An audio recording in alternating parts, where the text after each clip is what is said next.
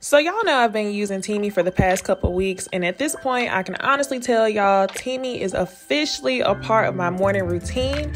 So whether you're getting ready for a wedding like me or hot girl summer like me, because both of them, go ahead and check out the link in my description box, Nisi15 or Nisi20 for your discount.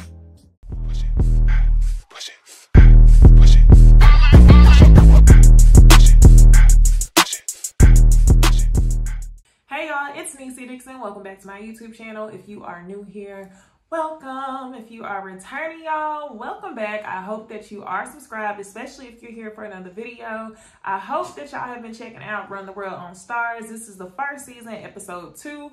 Tonight was another funny episode, y'all. This is just a feel-good show. Without further ado, I'm not gonna hold y'all. Let's go ahead and get into the review. Run the World, season 1, episode 2. All right, y'all, so this episode, we saw a little bit of back and forth between two different storylines. We get Whitney and her trifling ass, her conflicted ass, and then we get Renee and her heartbroken ass, y'all, the struggle. I feel for our girl, Renee. Renee is down to the bar with the girls. Whitney is handling some work stuff. So instead of going, scene for scene, play for play, I will just talk to y'all about the characters high level. For one, let's go ahead and talk about our girl, Whitney. So this episode, we see Whitney in her working environment. I believe she's a banker. She's with 2 of her employees. One is a dude, a white man. He's an asshole. And then the other is a sweet little, I think like Indian girl or something like that. And the white dude is underneath her. He's below her. And he is telling her, oh yeah, you get married, you're gonna get knocked up. Next thing you know, you're gonna be barefoot and pregnant. Because he's ready to come in and swoop for her job. For this scenario, I definitely saw how a lot of times people think it's impossible for women to juggle both career and life. And in this situation, it definitely was impossible for Whitney to do it. So she wants to prove her coworker wrong. She hops on FaceTime with her fiance. We find out that tonight she is supposed to meet all his African aunties so they can judge her. This is a big deal, y'all. But she has to take a client out to dinner last minute. So she's telling her fiance, I'll meet you there. Don't worry. I'll hurry up and eat dinner with the client and I'll be there. Another thing to add, y'all, Whitney's fiance is fine. He's fine. And he's a doctor. And he has abs. And he seems like a good dude and you cheated on him. So this is one of those things where I really just think our girl Whitney is not ready, because I know a couple people will scoop him up off the streets. So anyway, y'all, Whitney ends up going to dinner with her client and her 2 co-workers, one the white guy and the other girl, the Indian girl, I don't remember her name. So they go out to dinner, and while they're there, their client is so annoying. He's obsessed with Whitney. He wants to do whatever Whitney wants to do. He doesn't like anybody else. So in order for them to close the deal, Whitney has to be there the whole time. So while she's there, she gets a phone call from Community Peen. Y'all, I told y'all that was going to be the peen that she was not going to be able to outrun. I knew it was going to come back and bite her eventually. He calls her on the phone. She declines the phone call. Then he texts her. He says, you ghosted me? She starts panicking. She's getting this vision that everybody's staring at her. She's paranoid. And she changes the name in her phone to do not answer. That's where he effed up Whitney, because I'm telling you, y'all, it's going to be an episode where Whitney's phone is laying on the counter. Her fiance is going to see it says do not answer. She going to answer the phone, and the Community Peen is going to catch up to her, and then you're going to be caught up. So this is definitely you setting yourself up. Y'all, the other thing I thought about this is like, it is not effing 2009, okay? We don't change people's names in the phone to do not answer. You just block their ass. Like, come on. This is definitely a flaw that is setting her up for the storyline for her to get caught up. So while they're at the dinner, her fiance is calling her on the phone, basically saying, hey, my aunties are here. They're waiting. And we see all the aunties on FaceTime, and they're upset. Keep in mind, y'all, if Whitney is late on African time, she is late to a whole nother degree, y'all. There's CP time, colored folks time, and then there's African time. And you should know how to operate between the 2 worlds. If you late in African time, girl, the event has ended. So Whitney makes her way back to the dinner after telling her fiance that she was going to show up late, only for the client to want to go to the club next. So she ends up going to the club saying she's only going to have 1 drink. When she gets there, her coworker, the Indian girl, ends up straying away. And I'm like, dang, what is she on? Come to find out, old girl accidentally took a Molly, okay? So even more so, instead of her showing up late, she's just not coming at all because now she has to take the girl home. The fiance says to her, it's too late, don't even worry about it. And he is at this point embarrassed and upset with Whitney.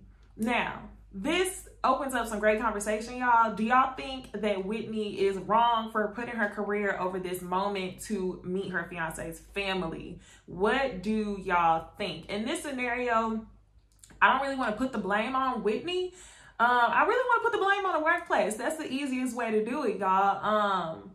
Your workplace needs to be able to provide a work-life balance. A lot of times they don't though. So it's like, what's the price you're willing to pay for success? So y'all comment and tell me below, is Whitney wrong? Should Whitney have disappointed her client to, meet her fiance's family? This is a hard situation. So while Whitney goes through that, y'all, at the end of the episode, she ends up telling the women that she's unsure if she should be getting married right now.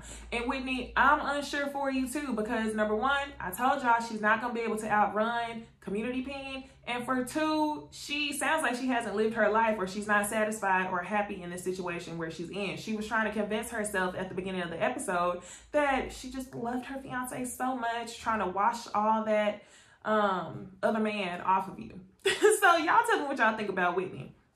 Now we can go ahead and get into Renee, y'all. Renee is the comic relief, but I was so happy to see her have a role or a storyline of some substance this time around. So at the beginning of the episode, we get Renee. She's doing reverse cowgirl, actually like whipping her hand in the cowgirl motion. Super cute lingerie, Renee. She tries to flip, ends up kicking this man in the face. And I'm like, who is this man who she's smashing? Come to find out, she is still smashing her ex-husband. Him leaving 4 squares of toilet tissue in the bathroom ended up in them getting into an argument. We find out that he has quit his job as a financial type person. Anyway, he quit his 9-to-5 where he was making a good amount of money to chase his dreams of being a band manager. So they start arguing about that. So we're seeing the scenes of her arguing with her ex-fiance or her ex-husband, soon to be, while she's telling the women the story. So we're seeing flashbacks. So she's basically saying this is not what she signed up for. She didn't sign up for you to chase your dreams and support a band. She signed up for financial stability. And this is another thing that poses for great conversation, y'all. I think in this scenario, Renee is not wrong for being upset that this man is no longer meeting her expectations, okay? But y'all know, whenever you get married, they say for rich or for poor. I think that in this scenario, her soon-to-be ex-husband should have communicated to her what his plans were and what it meant for him to invest in this band, okay? So while he has a good point, you never support me, he's also not communicating. You can't play with somebody's money. So the more they start arguing, he starts saying something about slavery. He's reaching, y'all. This is the plight of the black man. And then she just runs around the kitchen looking for stuff. And I'm like, what is she doing? It was like a full minute of her doing that. And she's like, I'm just trying to figure out where slavery came from. I was laughing so hard because she really played me in that scenario as well. So she ends up further communicating with her ex-husband about what investment did you make in this band? Come to find out, y'all, this man has invested all of the money from their savings into the band, and she was visibly shook. She was trying to hold everything to retain herself from knocking this man over the head. I would have lost it. Really would have lost it. She showed so much restraint. So as she's at the bar telling the women this story, she ends up getting so drunk. She's there drinking martinis because, you done lost all this money. You got this place you can't really afford unless he has his job. He really didn't mess it up for y'all. So she ends up falling out on the stage at the restaurant.